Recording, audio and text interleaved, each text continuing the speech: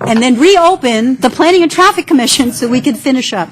And thank you very much, gentlemen. This was delightful to be included in the process and to be informed. Thank you very much for your time. And so now I will ask my commissioners, who was the representative at the City Council meeting last time? Phoebe, thank you once again for inviting me back to this meeting. Absolutely. We do appreciate and the opportunity to participate in the moment rather And we than will after the fact. do it again. We will do it again. Okay, so no one went to the City Council meeting? I think it's the eighth member. Okay, well, Somebody's going to get flogged with this. what will happen is, I will look it up when I get home tonight. You all should look it up. And what happened? we can go through the commission meeting minutes and see, city council minutes, and see if there's anything that should be brought up at our next meeting in terms of commission. So we should all look, and whichever one of us have dropped the ball, we should look at the meeting minutes The and person who dropped the ball should please go through, pick up the city comments council and minutes and find out what's going bedtime on reading. and come to the next meeting. And maybe what we can do is, I can ask Yvonne to send out the assignments again, so that everybody will have it, and we'll just make sure that this doesn't fall between the cracks again. There's some concern on the other side. Well, all I know is that we've had, it's been a comedy of errors.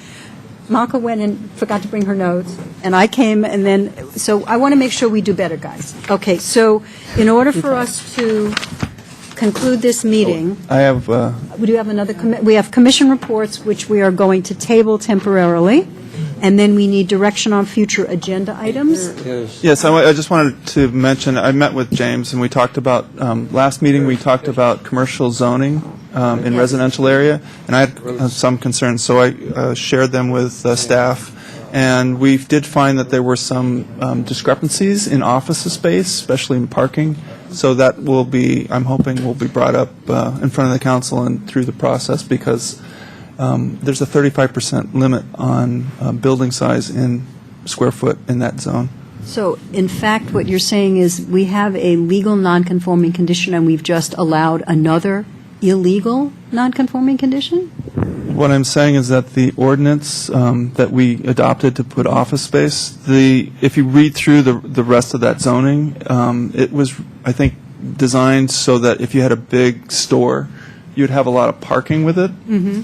But for a small area, It's inappropriate. it's inappropriate, so we'd like to have it removed, and that staff would take care of getting it removed and going through the process. But I wanted to make sure that the commission was And aware of is it. this timely enough, James, that it can be brought up at the appropriate time? I think we can just take that up independently. This was a zoning district that we weren't looking at real critically in terms of comprehensively, but as we've done on El Camino and as we've done in all of our downtown districts, we've found there's really no good basis for retaining these floor area ratio limits, that they really do discourage redevelopment. And this particular district does have it's like a 35% floor area ratio cap that we don't see. I agree. I don't think there's a good reason for having that. So I think we can follow up on that independent. Okay. But in terms of the change to the zoning code that we voted on and that went to city council already, it would have to be an amendment that would follow. It would have to be independent of that, right? Okay. We'd have to redo that hearing process. Okay. Yeah. Does anybody have a suggestion for future agenda items based on anything we heard tonight? In that case, this meeting is adjourned. you're blank.